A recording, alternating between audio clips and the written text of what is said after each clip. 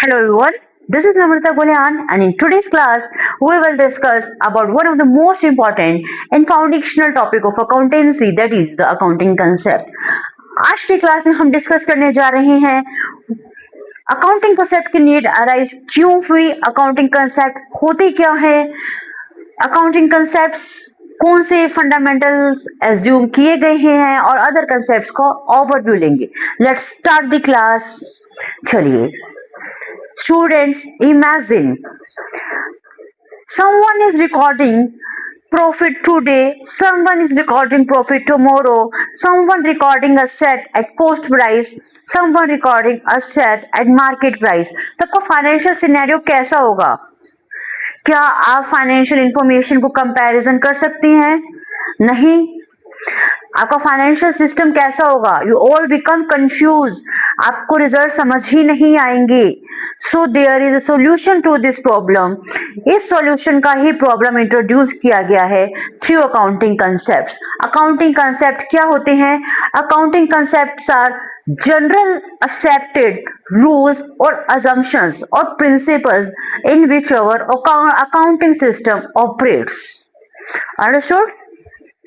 इससे क्या आता है? It becomes uniformity in accounting system. Uniformity आती है, फाइनेंशियल इंफॉर्मेशन आप कंपैरिजन कर सकते हो easily. It provides you data comparable और प्रॉफिट और लॉस आप इजीली कैलकुलेट कर सकते हो. As per AS1 is here is accounting standard 1.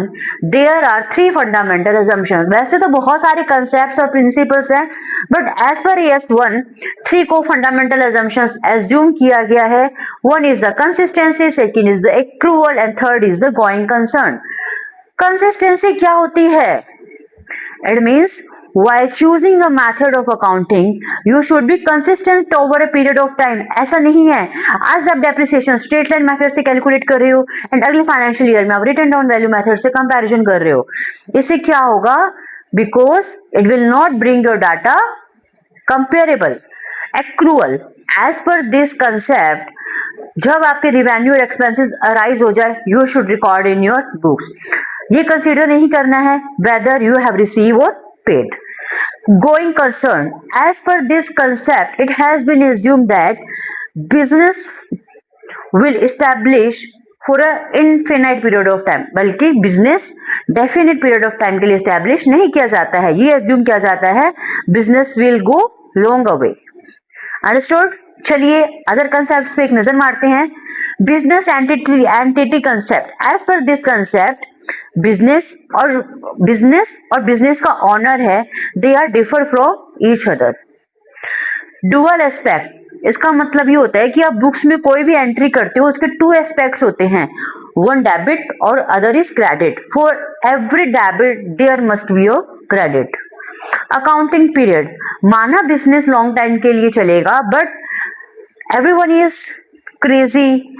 हर कोई जानना चाहता है कि स्पेसिफिक पीरियड के बाद उसका प्रॉफिट और लॉस क्या हुआ है.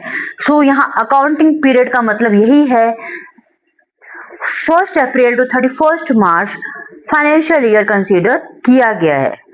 Money measurement concept, as per this concept वही फाइनेंशियल ट्रांजैक्शंस को आप कंसीडर करोगे that can be measure in form of money.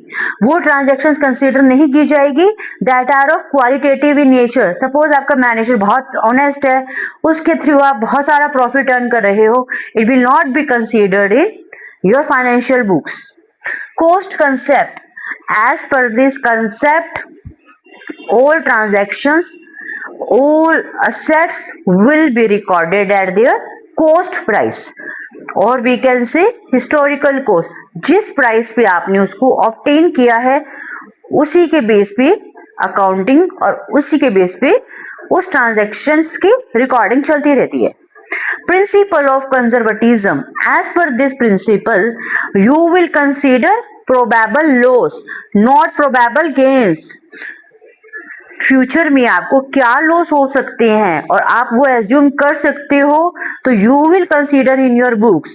But आप क्या प्रॉफिट अर्न कर सकते हो बट वो रियल में अपने को अर्न नहीं हुआ है, सो it will not be considered in your financial books like provision for depreciation, provision for bad debts, ये बुक्स में कंसीडर किया जाता है।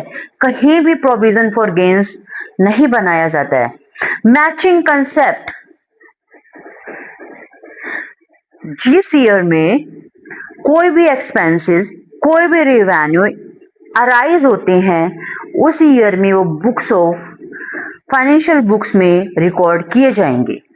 फुल डिस्क्लोजर, इट मीन्स आप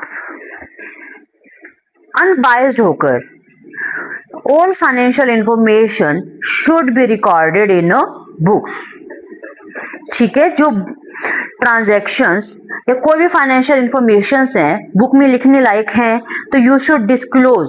वेदर अराइज नहीं हुई है या फ्यूचर में अराइज हो सकती है, तो एज ए कंटिजेंट लाइबिलिटी भी आप उसको फुट नोट में लिख सकते हो। Revenue recognisation, it is regarding to sales. Suppose it means जहां भी आपके गुड की ऑनरशिप ट्रांसफर हो गई, इट मीन्स आप गुड्स की ऑनरशिप ट्रांसफर हो गई, so it will arise revenue for you. ये मैटर नहीं है कि आपको कैश रिसीव हुआ है या नहीं हुआ है, ये मान लिया गया है कि वहां रेवेन्यू रिकॉग्नाइज हो गया है and you will mention in your books. Last one is the materiality concept. As per this concept, कई बार कुछ चीजें इमैटेरियल होती है बिजनेस के लिए, तो वो आप छोड़ सकते हो, like stock of stationery, stock of food items etcetera.